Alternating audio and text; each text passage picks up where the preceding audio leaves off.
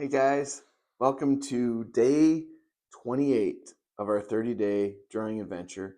This day and two more are all that's left as part of this adventure. And I am attempting, if you didn't know, to kind of give you everything I know about drawing and to encourage you and to give you some direction for drawing more and better. Everything I can do to help with that. So I thank you for joining me on this. Today, we are going to kind of build off what we've been building off of and talk about drawing people for likeness for a finished outcome. That's going to be the topic today. And so uh, we'll dig in just a sec.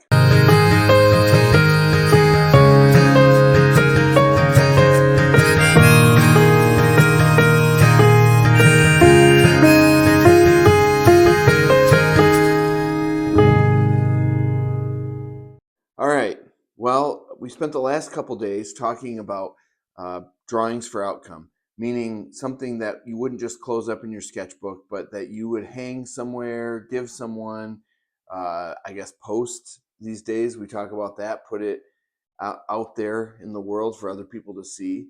And inevitably, where everything kind of points at some point, is to talk about drawing people that look like the people that you're trying to draw. Not just drawing someone from your imagination, a generic person or a character, but an actual person that is alive and well, someone you know, someone other people know, someone famous. This is tends to be it just tends to be a thing. And I want to talk about this. I've done this a decent amount. In fact, I've kind of gotten into the habit of drawing for people that have lost someone, some kind of a cherished kind of memorial to them, capturing them in kind of a non-traditional, not necessarily a portrait sense, but like kind of capturing their personality as a memorial to the person. I found it's one way to kind of use my gift and skills to bless other people. So the thing about it is, drawing for likeness is extremely difficult. I'd put it at the hardest part of all this. Okay, so I've done this a decent amount, and you want to know what I feel my success rate is for nailing a likeness of somebody that I've drawn? I'd say it's somewhere around 25-30%, in all honesty. I think I've probably got 70-75% of the drawings I've spent time on and worked really hard at that I don't really capture the person in the drawing. Uh, I've I've done drawings for people as gifts and given them to them uh, themselves or their kids or whatever, and I've given them to them and then never seen them again. And I've been to their house. Uh, I think I just missed the mark, and it's so difficult. Why is it so difficult? Well, there's a bunch of reasons, but I think one of the main reasons is because as humans, we are incredibly good at reading faces for likeness, like recognizing faces. In fact, I think it's like they don't even understand how good we are at it. And we are faster than any phone or computer, and they're getting pretty good, but we're still better. We can pick someone out of a crowd and literally know immediately, just scanning a huge crowd of faces, we can spot someone we know. And how do we know them? How do we know that we know them? It's not just hairstyle or whatever. It's uh, there's all these tiny, minute differences in people's faces that, in their bodies too, that we read in an instant that matter. Just like opening your phone, so many phones use facial recognition, and they're using metrics like the distance between your pupils of your eyes and the end of your nose. Uh, there's these metrics that are like completely unique to you. With all the people out there, it's like pretty much just you. And it's like thousands, hundreds of an inch, like millimeters uh difference between how far apart your eyes are and how far apart. And then you try to, on a piece of paper, capture that. It's incredibly difficult. Here's another problem that happens with capturing a likeness. Oftentimes, someone gives us a photo and says, can you draw this of my grandparents or my kids? And they want you to do, they've seen your work, you're a decent drawer, and they want you to capture their loved ones. Now you have a two-dimensional photo that you're going to try to make a two-dimensional drawing of someone that they live with in three dimensions or that they know well. And it's just a trap. It's a trap. Like there's the chances that you're going to capture that person that you've never met because you see a photo is just, oh, it's just the deck is stacked against you. So what does that mean? Does that mean never do it? No, I don't think it means never do it. It just means it's going to be a hard road. And I think you should know that. And if you want to do that, expect a challenging, difficult pathway. So I don't think it's something you should never take on. It can, once again, mean an incredible amount to somebody to gift them with your skill. But I just want to kind of set your expectations for how difficult that is in an appropriate amount. Not to discourage you from trying or doing it. And I'm going to give you some tips and tricks for this, but just being aware that you could put a lot of time into a drawing and have it not work well.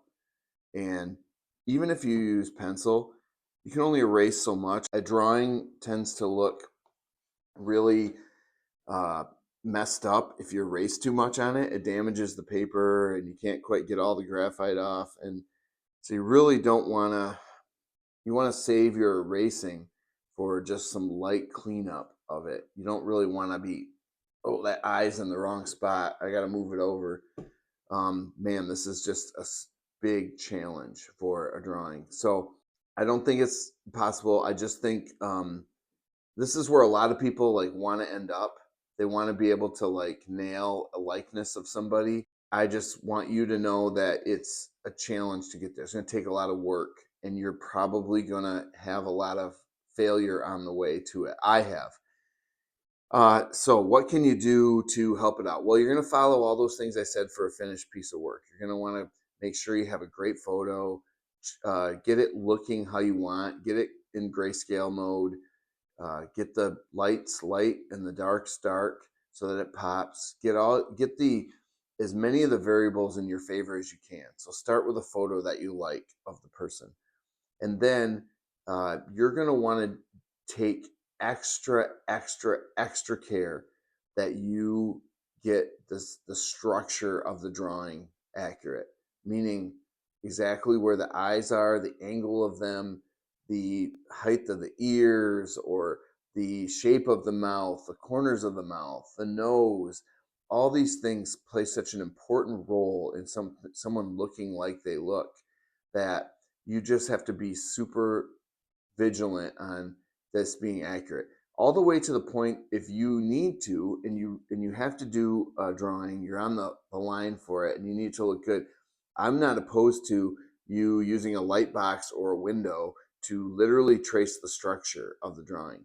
Meaning, put the photo up, put your drawing paper over it on a window on a bright day, and then make your structure marks. Where is the eyes, corner of the eyes?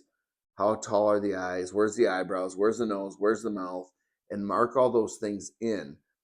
So then when you take it down, you have your landmarks to get these things in the right place.